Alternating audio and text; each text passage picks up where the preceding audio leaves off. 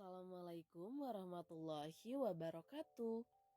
Salam sejahtera untuk kita semua. Semangat pagi teman-teman. Kita bertemu kembali dengan mata kuliah Analisis Kesulitan Menulis bersama kelompok 5. Dengan pembahasan panjang isi karangan dengan tuntutan ide. Pemateri pertama, Siti Windy Hastuti dengan NIM 1850310. Pemateri kedua, Fania Siti Zahra Nuraini dengan NIM 1850321. Dan pemateri terakhir, Aji Ardiansyah dengan NIM 1850343. Materi pertama, hakikat ide dan tema. Materi kedua, hakikat isi karangan. Materi ketiga, kalimat utama, indikator tuntutan dalam kalimat utama. Dan materi terakhir, kebulatan makna, kalimat penjelas dalam mendukung tuntutan ide pokok. Semangat! Assalamualaikum warahmatullahi wabarakatuh. Perkenalkan, nama saya Siti Windy Hastuti, NPM 1850310. Di sini saya sebagai pemateri pertama akan menyampaikan materi mengenai hakikat ide dan tema.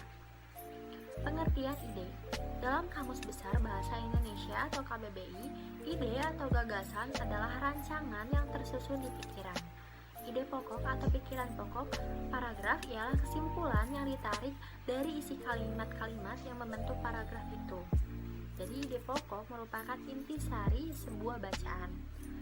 Nah, dalam setiap paragraf yang baik terdapat satu kalimat utama yang berisi ide pokok dan sejumlah kalimat penjelas yang berisi penjelas atau pikiran penjelas yang merupakan penjabaran dari ide pokok tersebut. Kemudian bagaimana cara menemukan ide dalam paragraf? Yaitu dengan cara membaca secara seksama keseluruhan bacaan dan memahami inti bahasanya. Namun untuk mempermudah tujuan dalam menemukan ide pokok setiap paragrafnya, maka cukup membaca setiap paragraf yang dibutuhkan, kemudian cari di mana letak kalimat utama yang menjadi pokok kalimat paling penting dalam paragraf tersebut, dan disitulah letak ide pokoknya. Dan pembaca tinggal merumuskan ide pokok paragraf tersebut dengan bahasa pemahamannya sendiri. Lalu pengertian tema. Tema dalam arti katanya adalah sesuatu yang telah diuraikan atau sesuatu yang ditempatkan. Tema ini berasal dari bahasa Yunani, yaitu titena yang artinya menempatkan atau meletakkan.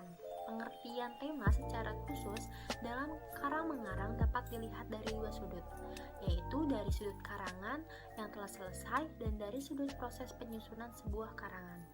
Dilihat dari sudut karangan yang telah selesai, tema adalah suatu amanat utama yang disampaikan oleh penulis melalui karangannya. Lalu ada tema dan tesis. Tema adalah sesuatu yang melatar belakangi dan mendorong seorang menuliskannya. Tesis adalah pernyataan singkat tentang maksud dan tujuan penulis. Jadi jika penulis merasa kerangka karangannya cukup dengan merumuskan tesis, maka ia tidak perlu lagi merumuskan tema. Namun jika dengan tesis terasa belum cukup, penulis perlu merumuskan tema secara eksplisit untuk memudahkan penyusunan bab dan subbab dalam karangannya nanti. Ini ada contoh untuk topik dan tesis. Yang contoh yang pertama, topiknya cara menemukan pendapat yang efektif. Nah, kemudian terdapat tesis pada topik tersebut, yaitu mengemukakan pendapat haruslah secara logis dan sistematis dengan menggunakan bahasa yang tepat dan cocok. Lalu contoh yang kedua, topiknya dampak buruk aborsi. Lalu tesis dari topik yang kedua yaitu aborsi berdampak buruk ditinjau dari sudut pandang kesehatan, moral, dan agama. Lalu ada contoh kedudukan tema dalam suatu karangan. Topiknya misalnya kemacetan lalu lintas. Subtopiknya upaya mengatasi kemacetan lalu lintas. Dan judulnya Ini bisa disesuaikan atau dirancang dengan selera penulisnya, asalkan relevan dengan topik. Misalnya, contoh judul yang pertama, macet lagi, pusing. Yang kedua, lalu lintas macet, penyakit modernisasi. Contoh judul yang ketiga, kemacetan lalu lintas dapat memicu stres. Nah, temanya, upaya mengatasi kemacetan lalu lintas bukanlah semata-mata menjadi tanggung jawab aparat kepolisian, melainkan juga menjadi tanggung jawab seluruh warga masyarakat pemakai jalan. Permasalahan lalu lintas tidak mungkin dapat dipecahkan tanpa bantuan semua pihak yang terkait. Dalam hal ini, yang paling diperlukan adalah kesadaran berlalu lintas secara baik, teratur, sopan, dan bertanggung jawab. Nah, adanya perumusan tema seperti contoh yang tadi dipaparkan, pasti itu akan mempermudah penulis dalam menyusun kerangka karangan. Kemudian yang kedua ada hakikat isi karangan. Pada umumnya, karangan dipandang sebagai suatu perbuatan atau kegiatan komunikatif antara penulis dan pembaca berdasarkan teks yang telah dihasilkan. Itu menurut Ahmadi tahun 1988. Kemudian ada juga menurut Ki yang mengatakan bahwa memiliki pengertian hasil perwujudan gagasan seseorang dalam bahasa tulis yang dapat dibaca dan dimengerti oleh pembaca. Jadi dapat disimpulkan bahwa yang dimaksud dengan karangan adalah hasil rangkaian kegiatan seseorang dalam mengungkapkan gagasan atau buah pikirannya melalui bahasa tulis yang dapat dibaca dan dimengerti oleh orang lain yang membacanya. Berikutnya ada penggolongan karangan menurut bobot isinya, yaitu ada karangan ilmiah, semi-ilmiah, dan non-ilmiah. Contoh karangan ilmiah yaitu ada tesis, skripsi, dan disertasi. Kemudian contoh karangan semi-ilmiah antara lain artikel, berita, editorial, fitur, laporan, opini, dan tip. Lalu ada contoh karangan non-ilmiah yaitu anekdot, cerpen, novel, hikayat, naskah drama, dan puisi. Lalu adapun perbedaan dari karangan ilmiah, non-ilmiah, dan semi-ilmiah. Nah, perbedaan ini sesuai dengan sumbernya, sifatnya, alurnya, bahasa, dan bentuknya. Karangan ilmiah bersumber dari pengamatan dan faktual. Karangan semi-ilmiah bersumber dari sama seperti karangan ilmiah, yaitu dari pengamatan faktual. Sedangkan karangan non-ilmiah bersumber dari non-faktual atau rekaan.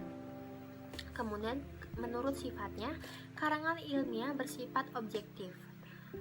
Lalu karangan semi-ilmiah bersifat objektif dan subjektif. Sedangkan karangan non-ilmiah bersifat subjektif saja. Lalu menurut alurnya, karangan ilmiah beralur sistematis. Sedangkan karangan semi-ilmiah beralur sistematis, kronologis, kilas balik atau throwback. Kemudian yang terakhir, karangan non-ilmiah memiliki alur bebas.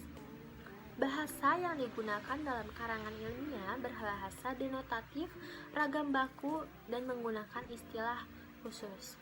Sedangkan dalam karangan semi-ilmiah berbahasa denotatif, konotatif, dan semi-formal. Sedangkan dalam karangan non-ilmiah menggunakan bahasa denotatif, konotatif, semi-formal, informal, dan menggunakan istilah umum. Lalu dalam karakteristik bentuknya, karangan ilmiah berbentuk argumentasi dan campuran. Karangan semi-ilmiah berbentuk eksposisi, persuasi, deskripsi, dan campuran. Sedangkan karangan non-ilmiah berbentuk narasi, deskripsi, dan campuran.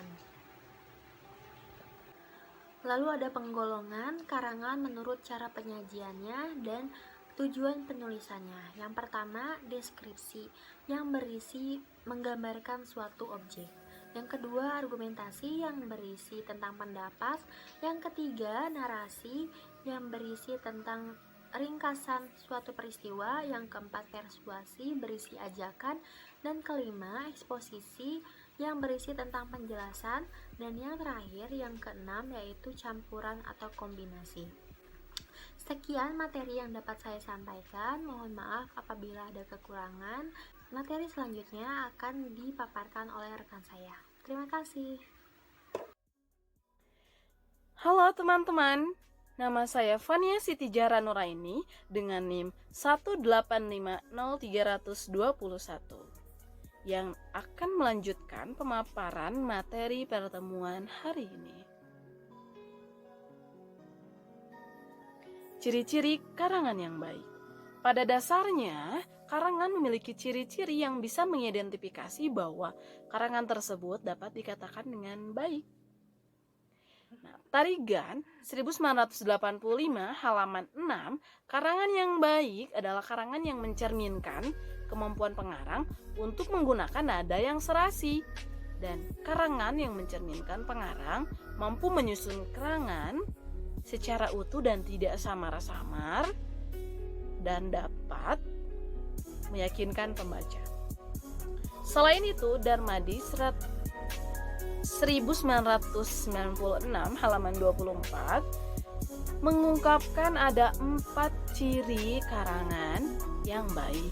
Yang pertama, jelas. Maksudnya ialah jelas, mudah dipahami oleh pembaca ketika membaca karangan tersebut. Yang kedua, kesatuan dan organisasi. Aspek kesatuan yang baik tampak pada setiap kalimat penjelas yang logis dan mendukung ide utama paragraf. Yang kedua, yaitu ada aspek organisasi yang baik tampak dari posisi kalimat yang tepat pada tempatnya. Dengan kata lain, kalimat tersebut tersusun dengan urut dan logis. Yang ketiga, ekonomis. Ciri ekonomis ini berkaitan dengan waktu maupun tenaga dalam menyusun karangan tersebut. Dan yang keempat, pemakaian bahasa yang dapat diterima. Ini sangat mempengaruhi tingkat kejelasan karangan. Nah, pemakaian bahasa dalam suatu karangan mengikuti kaidah bahasa yang ada seperti sintaksis, morfologi, ejaan, pengistilahan, ataupun kaidah lain yang relevan. Kemudian ada kerangka karangan. Kerangka karangan adalah suatu rencana kerja yang memuat garis-garis besar dari suatu karangan yang akan digarap. Jadi kerangka karangan ini hanya memuat garis-garis besarnya saja dari suatu karangan yang akan digarap. Menurut Karaf 1994 halaman 149. Kerangka karangan ini dibutuhkan langkah-langkah awal untuk membentuk karangan.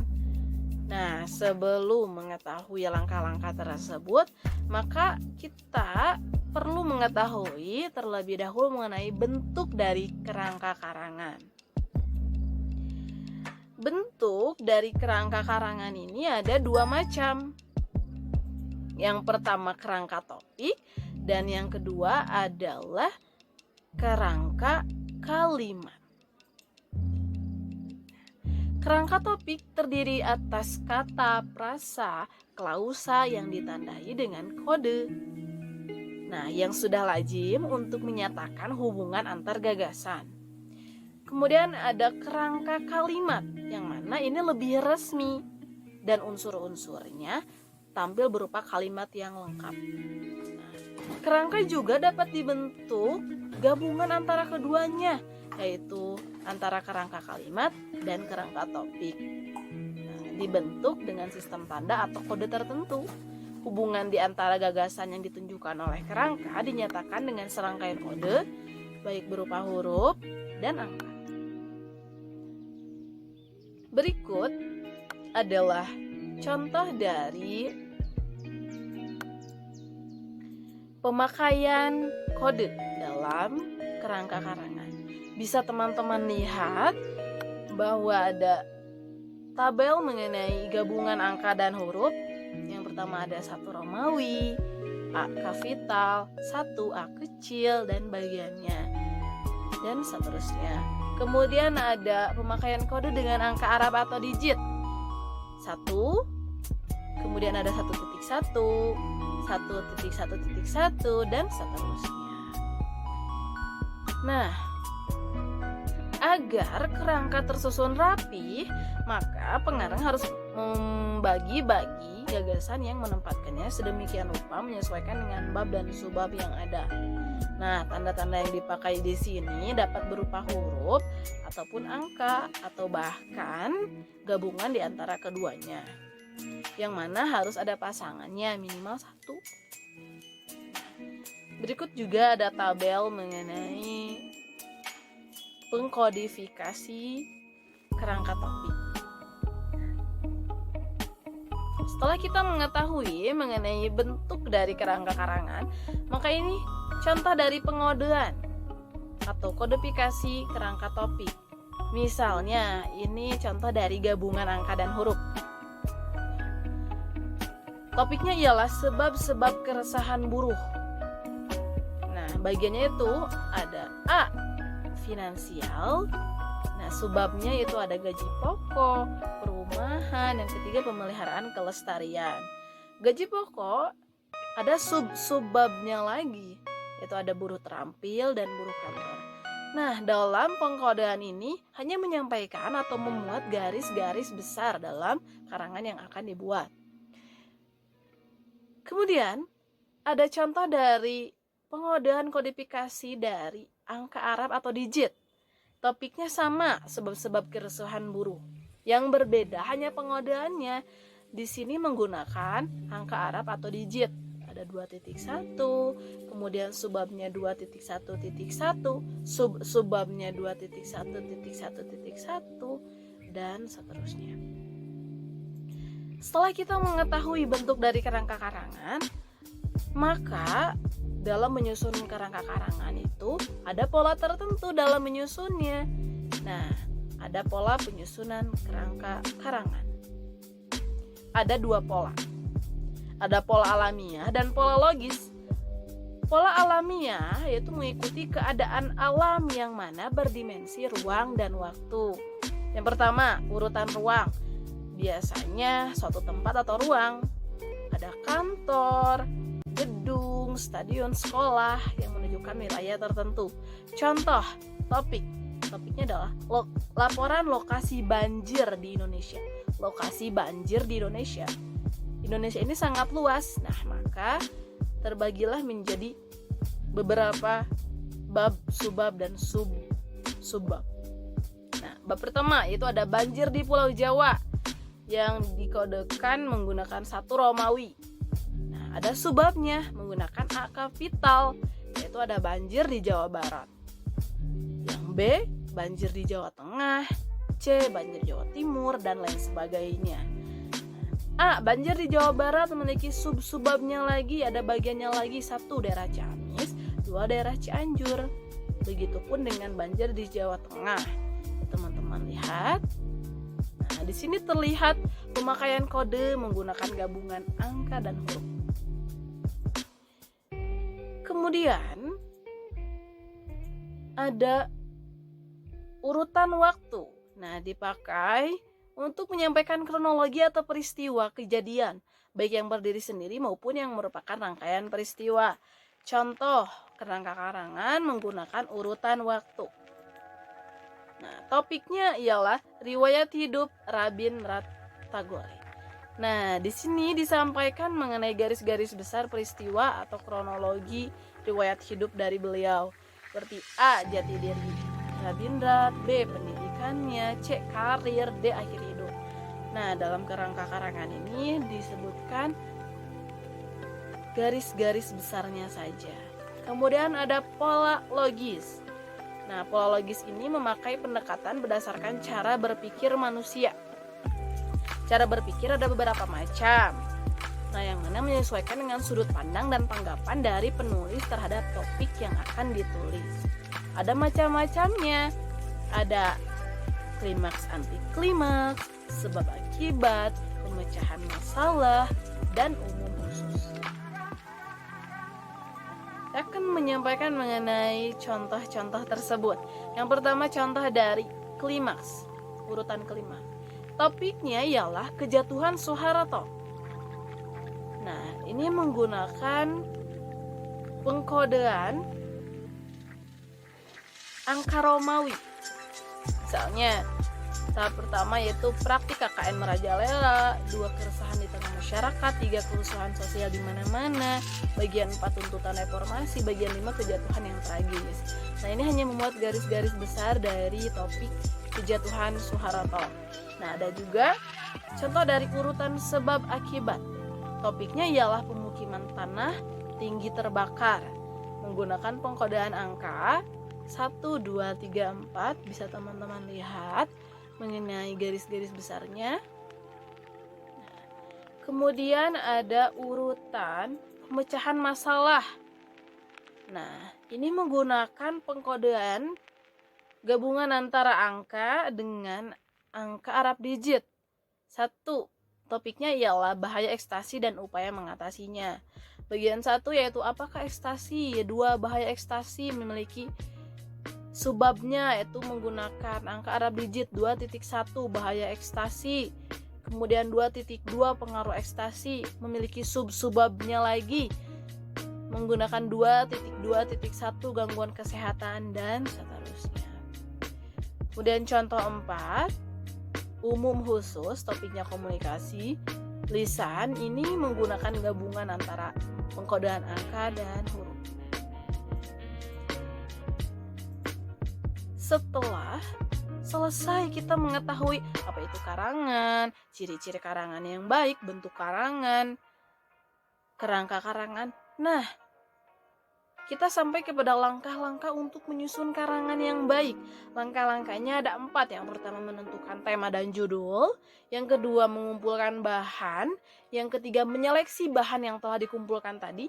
Dan yang keempat membuat kerangka karangan menyesuaikan dengan pola penyajian karangan.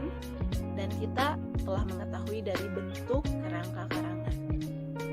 Maka tersusunlah karangan yang baik. Kemudian terdapat kalimat utama yang mana tidak asing lagi untuk teman-teman mengenai kalimat utama. Nah, di sini ada indikator tuntutan dalam kalimat utama. Indikator tuntutan dalam kalimat utama yakni mengetahui bahwa kalimat utama merupakan salah satu unsur-unsur menemukan ide pokok paragraf. Yang mana ide pokok paragraf telah disampaikan oleh pemateri sebelumnya. Nah, yang kedua mampu mengembangkan kemampuan berpikir dalam menjawab pertanyaan yang berhubungan dengan teks bacaan, mampu memahami dan menjelaskan isi teks, dan mampu menemukan kalimat yang mengandung pokok pikiran paragraf atau dinamakan kalimat utama. Nah, itu menjadi indikator tuntutan dalam kalimat utama. Seperti disebutkan bahwa indikator kalimat utama yaitu yang mana kalimat utama merupakan salah satu unsur dalam menemukan ide pokok, maka terdapat unsur-unsur paragraf yang mana untuk menemukan ide pokok paragraf yaitu ada 4 unsur. Yang pertama transisi. Transisi digunakan untuk merekatkan atau menghubungkan paragraf satu dengan paragraf lain sehingga hubungan itu terasa logis. Nah, akan tetapi tidak semua paragraf mengandung transisi. Yang kedua, kalimat utama. Telah disinggung bahwa kalimat utama ialah kalimat yang mengandung pokok pikiran paragraf. Kalimat utama juga bersifat umum. Nah, kalimat utama bisa dinamakan lain seperti kalimat topik. Yang ketiga ada kalimat pengembang. Sebagian besar kalimat-kalimat yang terdapat dalam suatu paragraf dapat dikategorikan sebagai kalimat pengembang. Nah, yang keempat ada kalimat penegas. Kalimat penegas ini adalah elemen paragraf yang keempat dan yang terakhir. Nah, fungsi kalimat penegas ini ada 2. Pertama, sebagai pengulang atau penegas kembali kalimat topik atau kalimat utama, dan kedua sebagai daya penarik bagi para pembaca atau sebagai selingan untuk menghilangkan kejenuhan. Setelah mengetahui mengenai unsur-unsur paragraf, kita lebih mengetahui mengenai gagasan utama dan kalimat topik.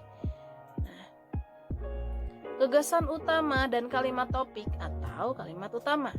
Nah, apa perbedaan dari gagasan utama dan kalimat utama? Yang mana gagasan utama itu dikemas dalam sebuah kalimat topik atau kalimat utama. Jadi perbedaan di antara keduanya, yang pertama, gagasan utama merupakan pernyataan umum tentang isi keseluruhan paragraf. Jadi gagasan utama merupakan pernyataan umum tentang isi keseluruhan paragraf. Menurut Wijayanti dan kawan-kawan 2013 halaman 103. Sedangkan kalimat utama atau kalimat topik lagi-lagi pengertiannya ialah kalimat yang mengandung pokok pikiran paragraf. Menurut Wijayanto tahun 2004 halaman 25. Sekian pemaparan materi dari saya, akan dilanjutkan oleh pemateri selanjutnya. Dipersilakan. Assalamualaikum warahmatullahi wabarakatuh. Perkenalkan, nama saya Haji Ardiansyah Permana, NPM 1850343. Di sini saya akan menjelaskan tentang kalimat topik. Terdapat berbagai istilah yang sama makna dengan kalimat utama.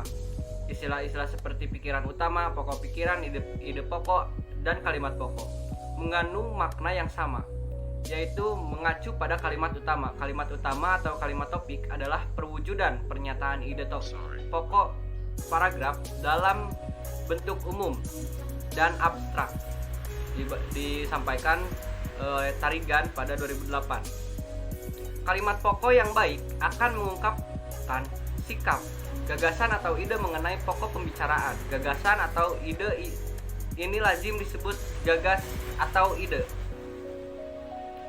Selanjutnya, gagas atau ide membingkai istilah yang akan menentukan kalimat atau kalimat penjelas yang merupakan penjabaran dari kalimat pokok itu.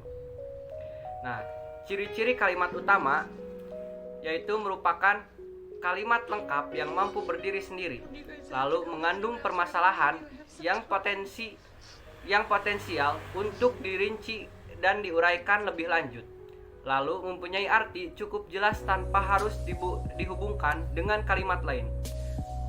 Lalu yang terakhir, dapat dibentuk tanpa bantuan kata sambung dan frasa transisi. Lalu ada letak kalimat utama. Cair mengemukakan dalam sebuah karangan yang bukan karangan ilmiah. Letak kalimat utama bisa berada pada awal paragraf, bisa pada akhir paragraf, dan juga bisa pada awal dan akhir paragraf.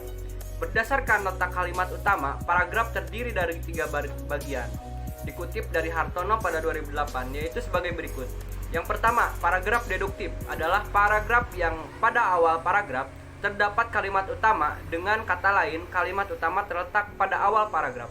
Lalu ada paragraf induktif, adalah paragraf yang kalimat utamanya terletak pada akhir paragraf.